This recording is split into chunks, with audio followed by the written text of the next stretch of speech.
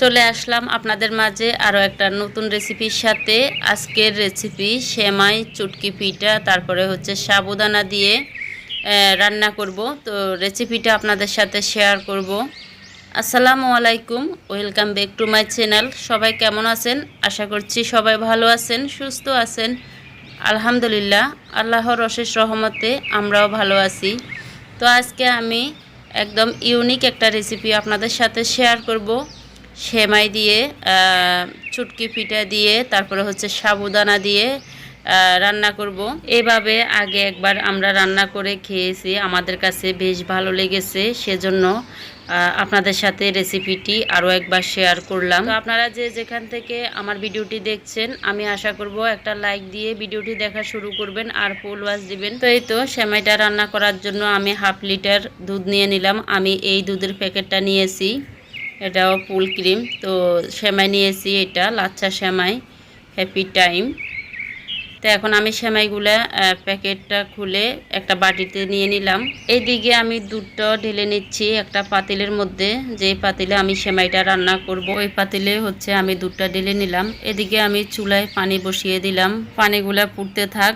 তারপরে হচ্ছে অন্য চুলায় দুধটাও বসিয়ে দিলাম, দিয়ে দিলাম একটা তেজপাতা এভাবে ছিঁড়ে। তো দুধগুলা আমি জাল হতে বসিয়ে দিলাম। এদিকে পানিগুলা ফুটে গেছে, এখানে দিয়ে দিলাম চুটকি পিঠা।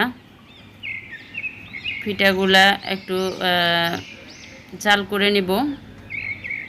তো এখন আমি দিয়ে দিব সাবুদানা। সাবুদানাগুলো আগে থেকে আমি ভিজিয়ে রেখেছি কিছুক্ষণ, তাহলে খুব তাড়াতাড়ি ফুটে যাবে সাবুদানাগুলা।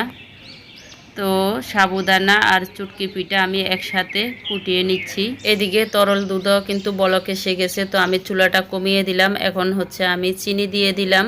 আধা লিটার দুধের মধ্যে আমি হচ্ছে টোটাল 1.5 চামচ চিনি দিলাম। মিষ্টি খাবারে আমরা মিষ্টি বেশি পছন্দ করি না, খুব কম মিষ্টি খাই। তো এদিকে আমার সাবুদানা আর চুটকি পিঠা কিন্তু হয়ে গেছে, বলক এসে গেছে। তো আমি একটা পাইপেনে দিয়ে দিলাম কিছু ঘি, তার মধ্যে দিয়ে দিলাম কিশমিশ, বাদাম, 2 রকমের বাদাম দিলাম, কাজু বাদাম আর হচ্ছে পেস্তা বাদাম দিয়ে আমি একটু ভেজে উঠিয়ে নিলাম। তো ওই ঘিয়ের মধ্যে আমি কিছু নারকেলও ভেজে নিচ্ছি। বাদাম কিশমিশগুলো ভেজে উঠিয়ে নিয়েছি, এখন হচ্ছে নারকেলগুলো ভেজে উঠিয়ে নিলাম। তো এদিকে আমার চুটকি পিঠা আর সাবুদানা কিন্তু সিদ্ধ হয়ে গেছে। এখন হচ্ছে আমি দুধের মধ্যে দিয়ে দিলাম।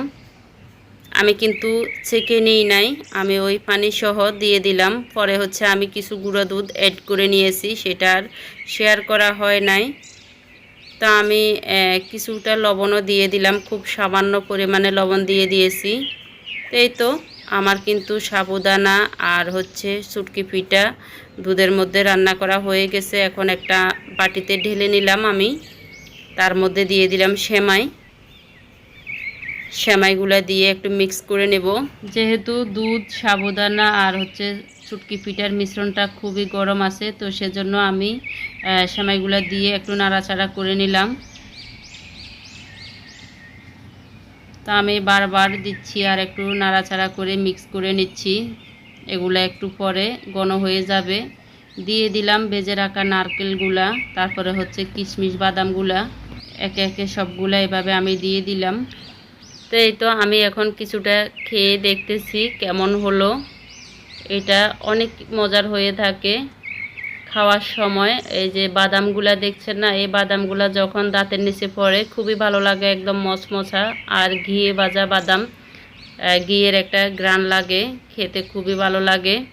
তো আপনাদের কাছে আমার এই যে সেমাই সাবুদানা চুটকি পিঠার রেসিপিটি কেমন লেগেছে কমেন্টের মাধ্যমে জানাতে ভুলবেন না।